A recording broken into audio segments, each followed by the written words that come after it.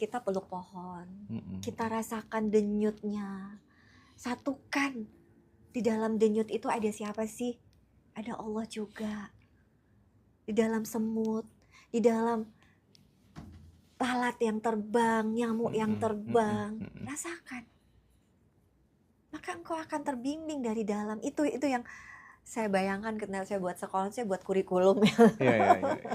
Eee, Kalau misalnya dalam perspektif Bu Sinta, Indonesia ini kan, kita tahu bangsa yang sangat religius. Umat Islamnya terbesar, agama Islam terbesar. Tetapi, juga disebut sebagai masyarakat religius tapi nakal, gitu ya. Itu kan udah riset di mana-mana lah ya, praktik korupsi, judi online, terus kemudian penonton situs porno, Terbesar. ya kan, komentar netizen yang buruk gitu ya. Ini salahnya di mana kira-kira kalau kita ngomong soal agama gitu? Cara cara ngebenerinnya gimana supaya religiusitas itu dia bisa linier dengan output perilaku seseorang gitu. Sementara kita tahu di negara-negara yang ateis misalnya mayoritas penduduknya ateis, tapi justru bangsanya lebih Tertib, maju, lebih meskipun dia jujur. tidak percaya Tuhan tapi perilakunya sangat Islami. Ini kan Betul. sebuah fakta. Tentu ini menjadi sebuah tamparan bagi kita umat Islam khususnya yang ada di Indonesia gitu. Ini apa yang salah gitu menurut Bu Sinta? Pendidikan agama Islam ya, Mas. Pendidikan agamanya ini yang Hmm, saya pun juga apa ya, saya di Mataram itu, saya kan dari Lombok ya. ya, Itu kota itu terkenal dengan 1.000 masjid. Jadi iya kalau iya Mas iya ke iya sana iya. itu ada kampung itu benar-benar masjid tuh hadap-hadapan dan itu Tahu sama-sama tahu gedenya gitu tahu kan. tahu. Iya iya Gila nggak? iya. Tiap 5 menit, tiap 5 5 kilo itu udah ada masjid. Ada masjid di kampung saya ada 7. Tapi juga terkenal dengan kota 1.000 sejuta maling. Oh gitu ya. Bukan maling perawan ya. Dan Kalau perawan memang sengaja dimaling di sana ya. iya, lari, Iya kan? diajak lari gitu Diajak kan. lari kan, kawin lari kan di sana. Itu gitu kan. Jadi ada yang salah dong gitu kan ada yang salah dengan pendidikan kita gitu. Pondok pesantren bertebaran gitu kan. Contoh aja misalkan hal yang kecil aja. Saya dulu waktu di BKKBN, saya PNS di BKKBN di Lombok, itu Ya. saya keliling ke 150 pondok pesantren se-Lombok itu gitu kan. Itu 99% santriwatinya itu menderita penyakit kelamin gitu loh. Karena Hmm. kotor lah ibaratnya, bukan karena hubungan seks ya, tapi lebih Mhm karena mhm. higienitas kayak gitu kan. Nah, padahal kita di mana-mana tertulis tuh kebersihan adalah sebagian dari iman Mhm. gitu kan. Kan Jargon aja ya, gitu jargon kan. aja. Jadi kayak saya bilang ini kan bahasa PMP aja gitu kan. Buanglah sampah pada tempatnya, tapi di situ di bawah tulisan itu ada sampah gitu kan. Heeh heeh. Ada yang tidak tepat dalam pendidikan kita kayak gitu kan. Contoh ya kayak gitulah. Terus saya kemudian diminta untuk menjadi konsultan di situ. Bagaimana saya mau minta konsultan ketika kita masih membicarakan program bla bla bla bla. Ketika saya ke belakang mau pipis ke kamar mandi, di belakang itu salah satu kepala asrama lagi nempelengin santrinya. Saya bilang, apakah harus kesalahan itu dihukum dengan kekerasan seperti itu? Kita masih mengedepankan hal-hal yang sifatnya fisik gitu loh, material. Kita belum menyentuh esensi di mana di mana Tuhan tuh hadir di dalam diri kita. Kita masih hanya ngupas yang luar-luarnya aja gitu loh. Jadi kayak kita selama ini baru belajar tentang Tuhan, baru ngenalin tentang Tuhan seperti mengenalkan seekor gajah pada anak saya, pada anak umur 3 tahun gitu loh. Mhm. Kan seperti itu gitu loh. Mmm. Nggak seperti itu, tapi harusnya lebih masuk lagi ke dalam pengalaman rasa. Bahwa melihat contoh kecil misalkan, coba lihat semut. Siapa yang ada di dalam semut itu? Mhm mhm mhm. Ini buku saya ya, kalau sahabat semua nanti bisa cari di bio-nya Mas Hendra. Jadi contoh ketika kita belajar semut gitu kan, coba rasakan. Sambungkan rasamu dengan semut itu. Jadi saya tuh juga punya cita-cita Mas Hendra, dulu saya punya sekolah itu sekarang udah 1.000 orang, tapi udah salah kedaden ibaratnya gitu, Hmm, hmm, karena hmm. lebih ke syariat condongnya ya. Akhirnya memang Tuhan ambil gitu. Salah kedaden nih. Jadi Tuhan ambil, ya udah gitu kan, bahwa saya mungkin tidak cocok untuk itu, tapi ada dalam ini saya tuh suatu ketika saya akan bikin sekolah yang holistik gitu kan, di mana ketika anak Mengajarkan itu tentang pluralisme.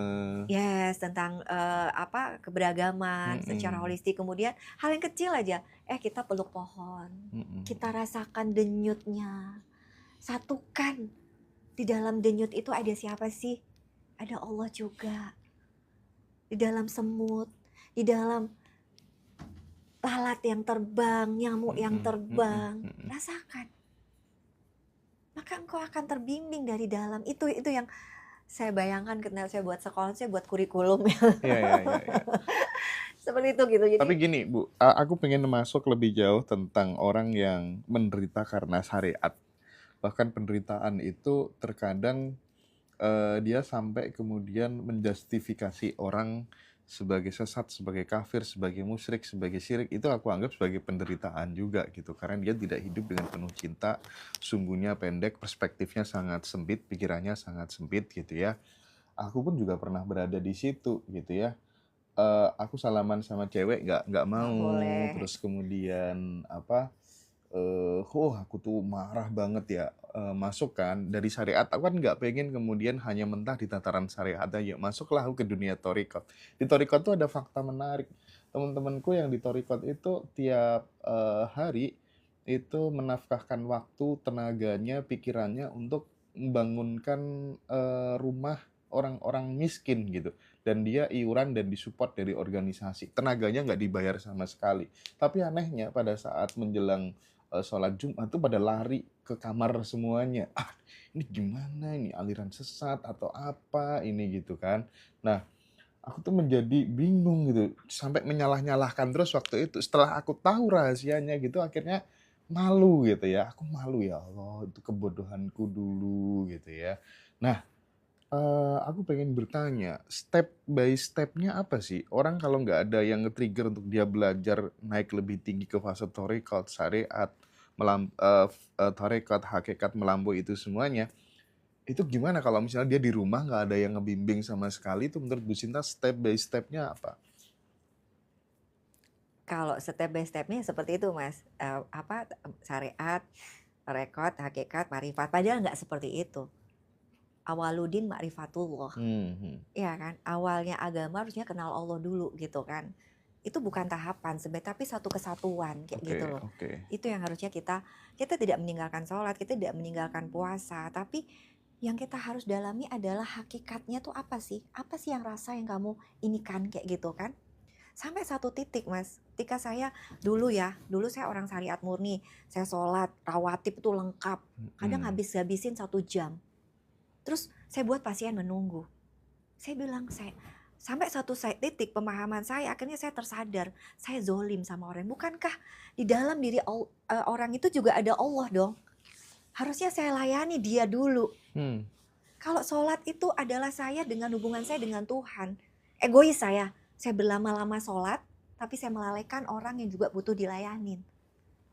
Itu gitu loh. Jadi ya Nabi saja 25 tahun kerasulannya, 20 tahun tuh menegakkan din dulu loh. Hmm. Tauhid dulu dong. Hmm. Baru 5 tahun terakhir nih. Dia belajar ngajarin kita sholat tuh baru 5 tahun terakhir. Hmm. Ini kan kita kebalik. Dari kecil dia justru diajarin sholat dulu. Iya. Oke. Sip. Baik. Jadi mudah-mudahan teman-teman dapat ya insight, dapat sesuatu dari obrolan ini supaya kita bisa melampaui syariat, tidak hanya belajar agama dari perspektif kulitnya saja, tapi bisa menyentuh ke dalam ke isinya. Kita bisa memahami kebenaran secara universal, pluralitas begitu ya, sehingga kita nggak sibuk ya bertengkar karena agama, karena ketika di level syariat kita mungkin hanya akan bicara tentang perbedaan terus, kita tidak masuk ke ranah persamaan. Karena agama ketika ditarik ke dalam, tentu kita akan menemukan banyak persamaan seperti matematika ya.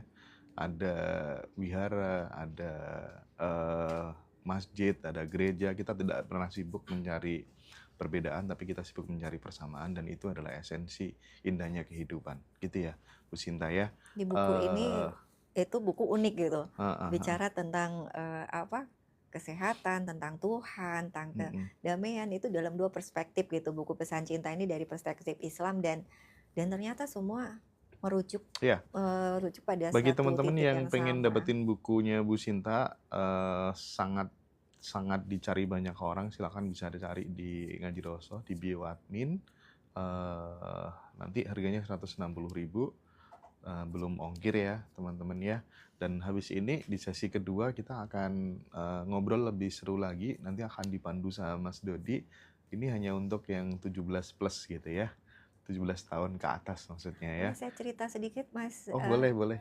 Jadi saya cerita sedikit ya pengalaman seorang sahabat di camp kesembuhan holistik tentang tentang kusuk itu. Jadi datang seorang taruhlah namanya namanya Budi gitu kan. Dia orang syariat yang kayak Mas nggak mau salaman kayak gitu kan, seperti itu, jilbabnya hitam, jenggotan gitu kan. Terus sampai akhirnya pada saat akhir itu dia justru memeluk saya gitu kan. Saya kaget, awal nggak mau meluk gitu kan. Ternyata dia mendapat suatu kesadaran bahwa dalam satu momen di camp kesembuhan holistik itu dia bisa menyaksikan dirinya yang lagi sholat. Itu loh, dirinya yang lagi sholat. Sampai akhirnya dia mengerti bahwa, akhirnya saya mengerti Bu, bahwa tubuh, mental, jiwa, roh Tuhan yang Ibu paparkan di buku maupun di layar ketika di kelas, itu bukannya hanya wacana. Tapi benar-benar saya rasakan bahwa tubuh kita tuh hanyalah wadah. Ketika kita hadir di situ sebagai sebentuk kesadaran, itu benar-benar saya bisa melihat tubuh saya lagi sholat. Di titik itulah Bu, saya sampai menangis karena disitulah saya benar-benar merasakan arti kusuk bahwa saya bersatu dengan Tuhan.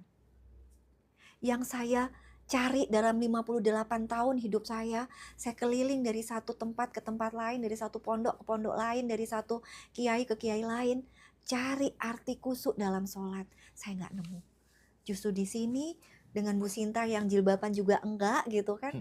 Jangan salah Mas, dulu saya pernah pakai cadar gitu. Kemarin jilbaban pas di Malaysia.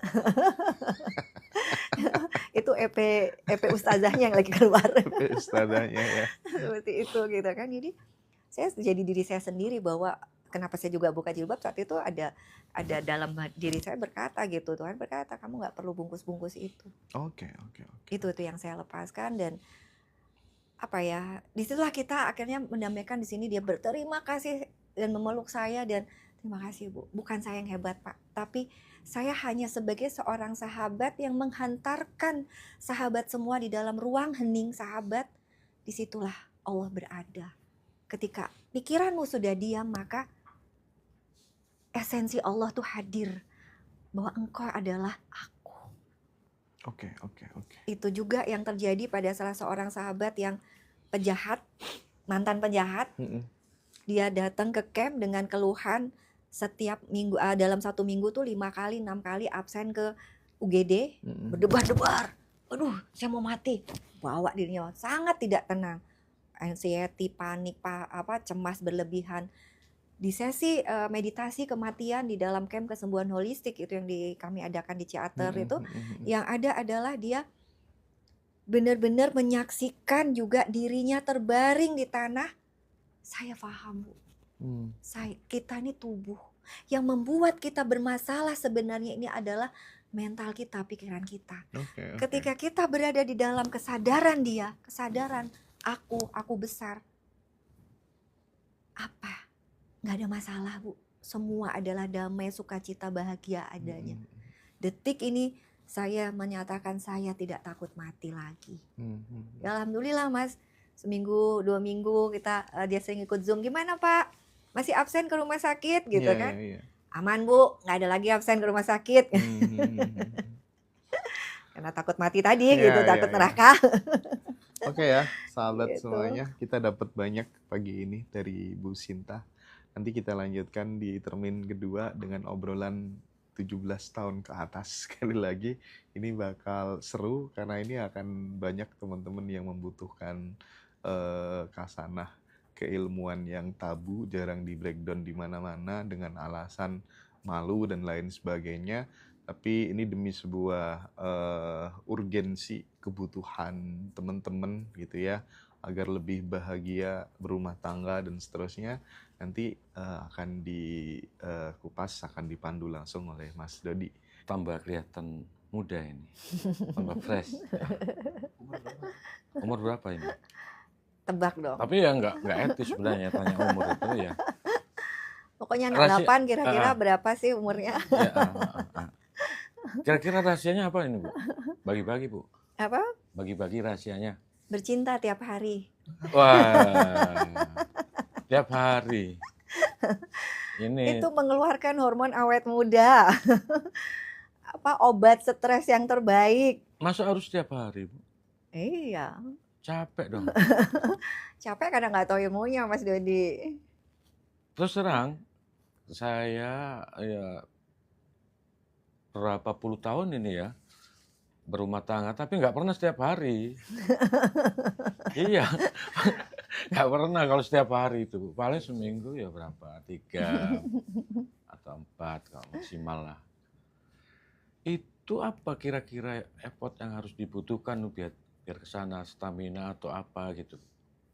Ini yang seringkali salah kita apa ya, stereotip yang salah gitu, Oke. bahwa kalau bercinta tuh ngabisin energi. Ya. Kebalik, Iya. justru dengan bercinta itu kita ngehimpun energi. Tafsiran saya juga menghabiskan energi, tambah capek. Iya, sama kayak sholat tadi kayak gitu kan. Kalau sholatnya masih pakai tubuh, kamu capek, Capek, ya. bosen gitu Oh, kan. gitu ya. Sholat lagi gitu kan, kayak anak kecil lah kayak gitu kan. Tapi ketika kita menyadari esensinya, kita justru akan mendapatkan energi, bukan malah ngabisin energi kalau yang bercintanya bener. Oke.